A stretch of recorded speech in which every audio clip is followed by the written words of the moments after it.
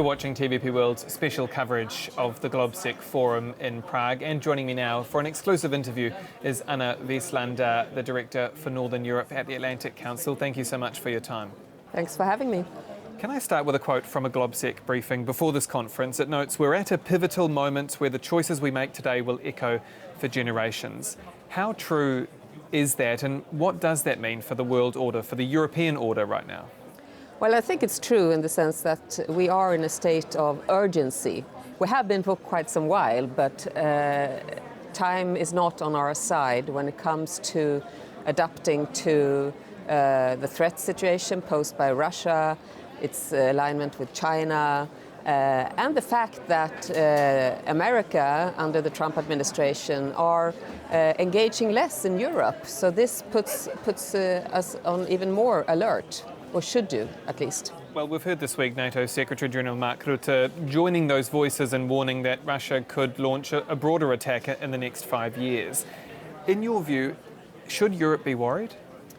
I think definitely Europe should be worried on one hand, and I think the ambition to quickly increase defense spending, defense capabilities is a very urgent and good one.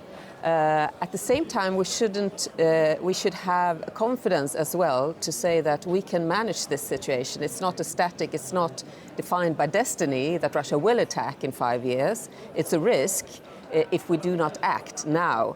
So I think also we are a prosperous continent still. We have advanced military capabilities at hand, but we do need to invest in them, and we do need to have the political will to pursue this path. And that's what I really want to see ahead. You mentioned defence spending. Donald Trump, since he's come back to power, has effectively said to Europe, look, the ball is in your court. America is not going to front up with as much defence support or cash as previously. Is that in some ways a good thing, that Europe has been behind the 8 ball on defence spending and is now trying to catch up? I think most defense experts agree with that, because we have been warning for the past decade and urging for more investments in defense and deterrence, not least, because situations could have been avoided. Perhaps even the Russian invasion of Ukraine could have been avoided if the West had stood firm already in 2014 and quickly invested in defense, which we did not do, to be honest. So yes, I think in that sense it is because of Trump. But the main problem we have is, of course, the threat from Russia. That's a major threat for Europe. What do you think Donald Trump's thinking is? Why is he giving Vladimir Putin the benefit of the doubt, or seeming to give him the benefit of the doubt? We've had these talks in Istanbul between officials, we've had these talks in the Middle East, and still Donald Trump seems to kind of sway on both sides.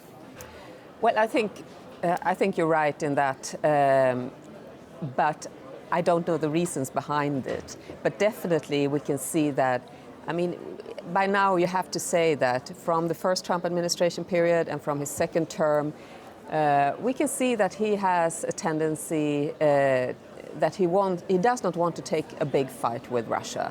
And I think that we need to see it and address it as Europe and say, okay, so what are the consequences for us then when it comes to our Russia policy? Because he had some time now to work on the Russia-Ukraine possible peace negotiations. And I certainly am among those who think that time is running out. I would like to have seen much more pressure from the start. I was even among experts, we were hundreds of experts that warned against this kind of reassurance attitude towards Russia from the start of the negotiations. We did that already in the fall, as soon as Trump had won the elections. He did not listen to that side, and we have seen a lot of very soft measures, and I think time has really run out, and we need to have much firmer action against Russia. And talking of action, there's a big summit, NATO summit, coming up at The Hague later this month. What do you expect to tangibly come from that for Ukraine? Can Ukraine pin its hopes on this summit, or will it somewhat fall flat?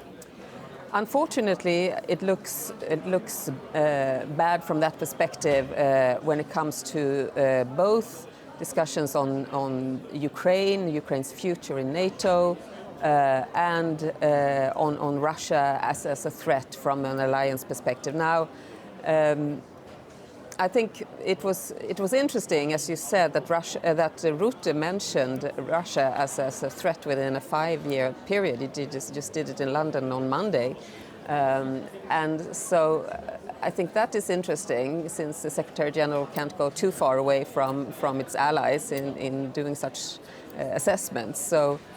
We will see if that could in some way be reflected at The Hague. I think that would be a very good thing, since Russia is defined as the most significant and direct threat to the alliance, even though President Trump declines from defining Russia that way when he talks. On Ukraine, we know that President Zelensky is invited, but we don't really know the format of his participation yet.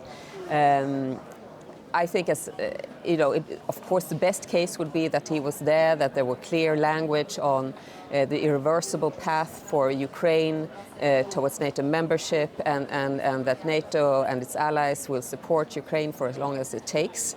But there are still uncertainties on that from the US side, as they don't put the same priority into Ukraine in that sense. And I fear that will be reflected at the Hague summit. When it comes to the eastern flank, when it comes to NATO deterrence, do you think that NATO still deters someone like Putin, that he still views the NATO deterrence, particularly since Donald Trump came to power, as powerful, I guess, as it once was, and as much of a deterrent as it once was in his mind, and indeed in the minds of NATO member states? I do think that NATO deterrence still holds, also because Russia is quite preoccupied with its warfare in Ukraine, and that's a demanding task for them that they have not been very successful with, and that is to our favor. However, I think it's very important that we are dynamic and moving forward in the way we are building defense and deterrence ahead. I think Russia is watching every step now. If a U.S. troop withdrawal, of course, which has been speculation, is this coming up? That would, of course, be a signal for Russia, where Europeans would need to fill that void. Are we able to do that? Can we do that quickly? We need to be very tight in how we build deterrence and defense forward, and we need to have that unity, including with the U.S., of course. In order to send the right signals and to keep the deterrence level at an appropriate level, and increasing it, I would hope.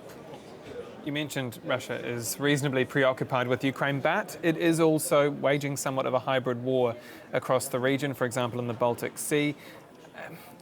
Talk to me about how these threats are evolving, and more to the point, is, for example, the Baltic Sentry that was announced earlier this year, this force, or late last year, this force that, again, was meant to deter Russia, was meant to patrol the Baltic Sea and ensure its safety and security.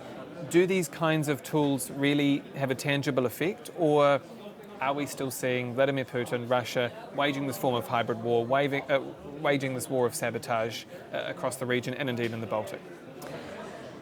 Yes, I mean, Russia's hybrid warfare against us is ongoing. It has been for the past decade. It has been evolving, and it's quite, compared with its military results, I think the hybrid warfare has been quite successful.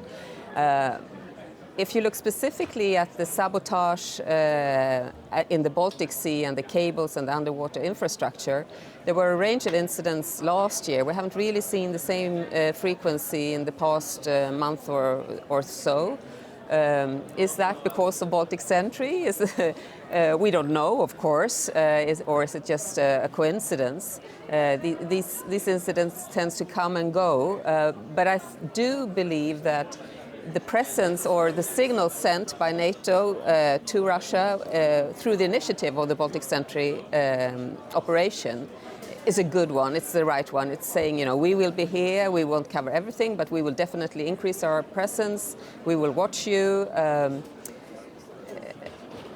There are still a range of problems with the shadow fleet, and we just had a very serious incident where Estonian ships were escorting a Russian flagged vessel, or a shadow fleet, I should say, and Russia fighter jets came to kind of signal that this was something of their concern, this vessel. If Russia would pursue such a pattern, that would be, a leveling up of its kind of hybrid warfare in the Baltic Sea, where it really combines pure military resources and signals to the hybrid kind of shadow activities that it has. And we have not really seen that yet, but that's something that I paid a lot of attention to. So I think Russia is responding to our signals, but we have to remember that hybrid warfare is just part of overall warfare. It's connected to the military side. So the way we increase our defenses and deterrence on the military side will also affect how efficient we are in the hybrid sector. And very briefly, because we are running out of time, but is this Vladimir Putin, this hybrid warfare, is this Vladimir Putin just trying to test and test and test the West to see how far he can go? I think it serves both to undermine our democracies and our institutions slowly, like waves coming in,